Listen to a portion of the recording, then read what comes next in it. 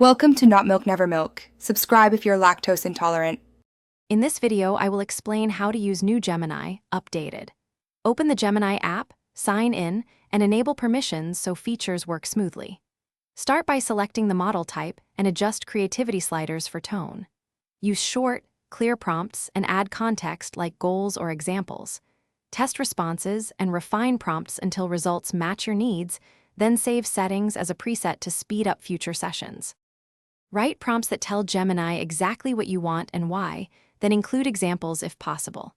Break complex tasks into numbered steps so the model handles one thing at a time. Specify output formats such as list, paragraph, or code block, and set limits like word count or tone. Iterate quickly.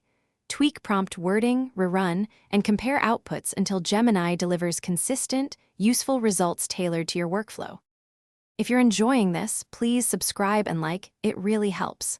Quick recommendation: the Owala water bottle is easy to carry, stays leak-proof, and keeps drinks the right temperature while you work. I use it during long prompt sessions to stay focused and hydrated. Check the description for the link and other deals, grab one if you want, and now let's get back to the video. Try system-level instructions to keep Gemini in character, for example asking it to act as an editor or tutor.